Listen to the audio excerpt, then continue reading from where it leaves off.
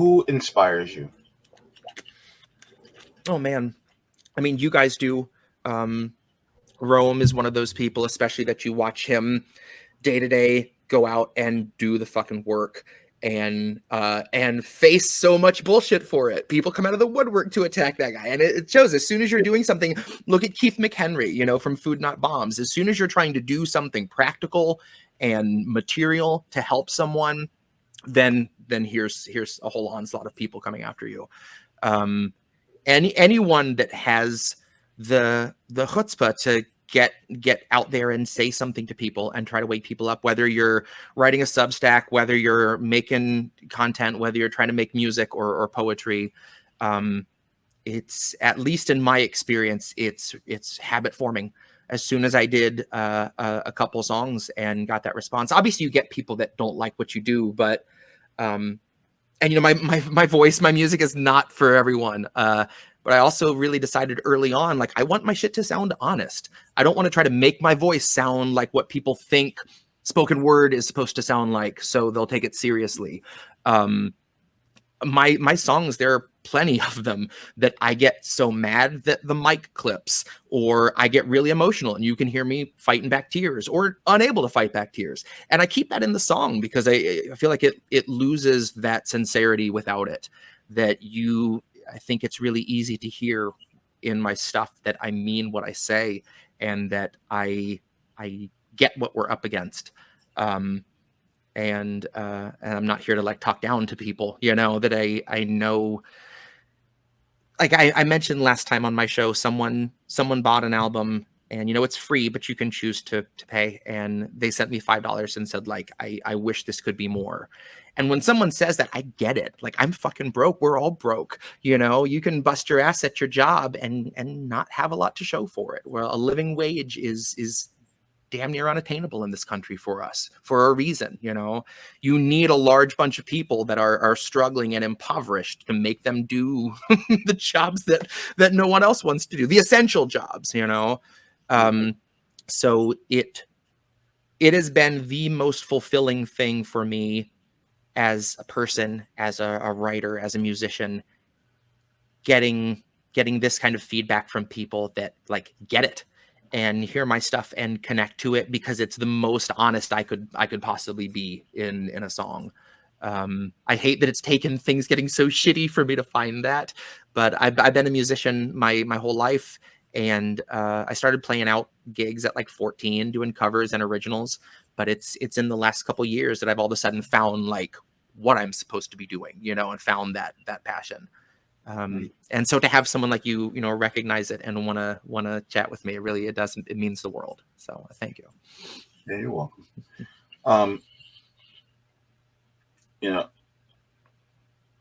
What do you see happening? This is kind of a really broad question, but what do you see happening in the next 5 to 10 years? Do you see anything of significance in the positive direction happening in the next 5 years, or do you see kind of a little bit more of a darker turn before it gets worse? I think both. I think we have to have a bit more of a dip. We're dipping. It's not like anything can stop the dip at this point. Capitalism is in free fall, but I think, unfortunately, it takes a lot. It takes, like I said, people not being able to see it any other way. It has to be so bad that you see, obviously, the people that have led us to this point are not going to walk us back from this point. They're not going to come sweep in and clean up the mess that they've been cooking up for, 100 years, 400 years. So I think once they're at that kind of point where there's no debating who the enemy is, that they can tell you all they want, but when the person telling you is the person that just took your pension away and cut your hours and evicted you, better. Once we hit that point, then like I said, what other option do people have? If you don't buy it anymore and you're not going to keep voting for someone that dangles the same carrot over your head, I don't know what kind of timeline. Gosh, the next 5 to 10 years in this country. I hope there's still an electric grid. I hope we still have some stability. Yeah, oof. You know, my frosted side says that we're awfully close to, for lack of better words, a revolution, an uprising of people that demand a living wage, that demand to be given their humanity and their decency. And my whole wheat side thinks it's going to get really, really ugly before we get that. You said I'm done. But you know what I mean, right? Sorry. Are you trying to get me full and focused, Bethany? Are you trying to say that you're part of complete breakfast? You know I talked about how I'm not very marketable, but I would like to announce that Frosted Mini Wheats is my sponsor, my non-consensual sponsor for what I do. Sometimes you feel like unity, sometimes you need to burn it down. You know, Mini Wheats understands that. When you said Frosted, I'm like, in my back of my head, I'm all serious. I'm like, does this man say Frosted? And then you said whole wheat. I'm like, yep. Oh. I'm like, did I hear it? I wanted to repeat what you said, but I was like, hold on, let me wait for this. Let me see how he works this up. And then next thing you know, you say whole wheat. I'm like, is this a Kellogg's Frosted Mini Wheat commercial? All 11 albums have been. It's the long con that I've been running on everywhere. This is all a subliminal ad for Mini Wheats. Oh man. Oh God. Thank God I had you on today. Man, this is gold. Man. You know, there have been a few times I've been laughing watching your show, and I'm like, I feel like he and I would all of a sudden get rolling, and yep, here we are. This is exactly what I thought would happen. I love it. I've been this thing. Oh my goodness. Oh man. Lord.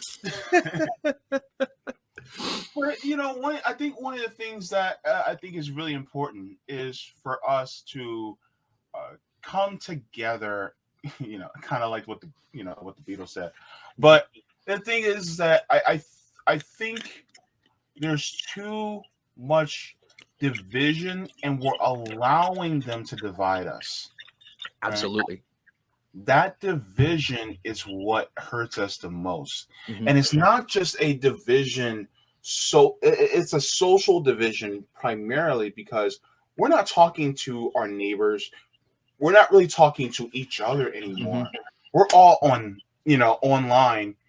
And then, we'll say something. And then if somebody doesn't go exactly the way we want it to, then we go and say, no, you're not with us. And it's like, but they're suffering just like you. Yep. Then what do we do? Yeah. And I'm sitting here going, yeah, there's some disagreements, but a lot of the disagreements that people have are actually based on propaganda and lies and brainwashing that has been pushed their way. So therefore, it is up to us to talk to them in a long form in order to decolonize, to take all that propaganda and that brainwashing and then help them to cast it away.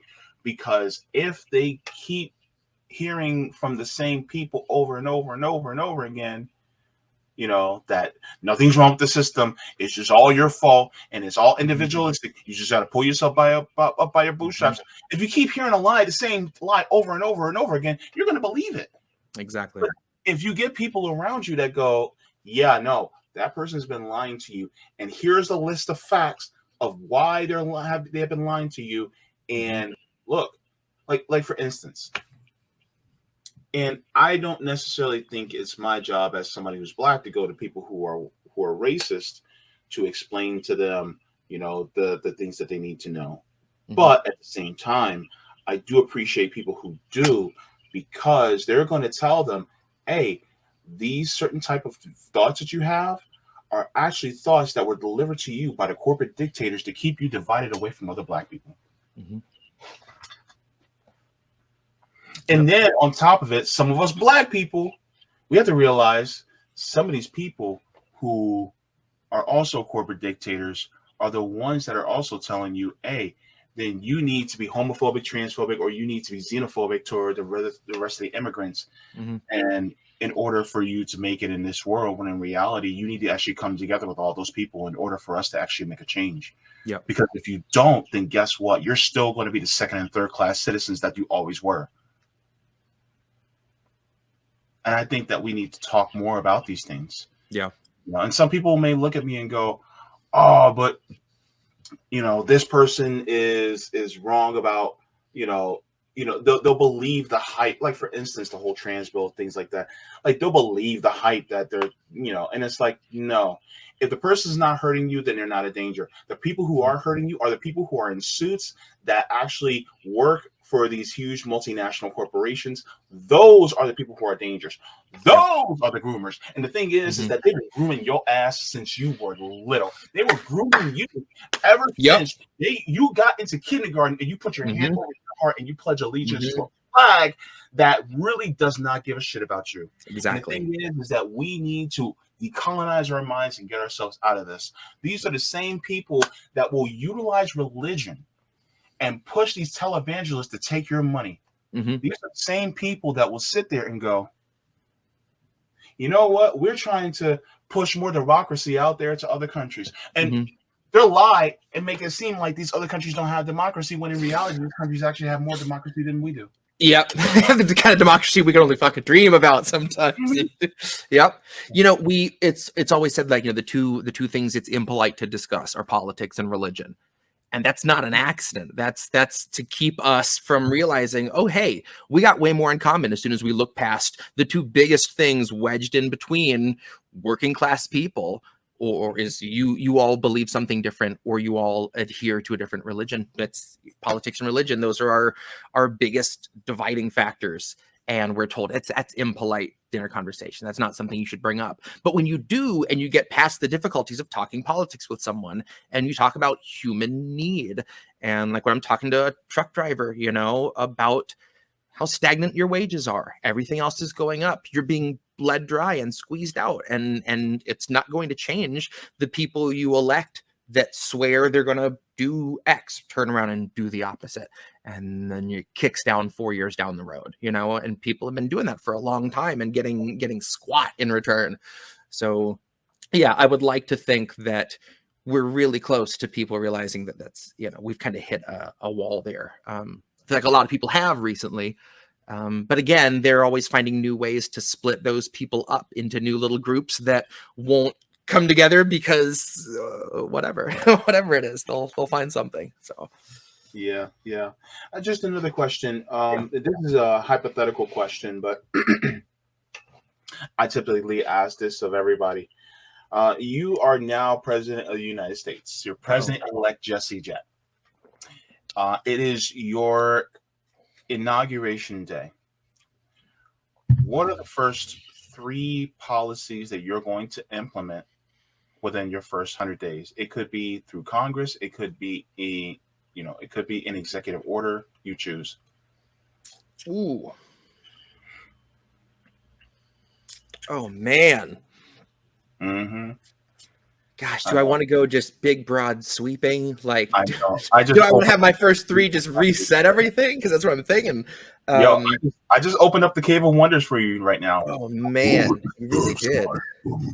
Yeah. Diamond and gosh. All right, we are, just to get started, to give me some time to kind of get my bearings. We're going to immediately freeze all police funding. Oh. That deserves a drink. While we put together what's going to replace the police, because there's not going to be any police anymore. So first thing is, like, stop that money. You're not getting any more of that. Cut that tap off.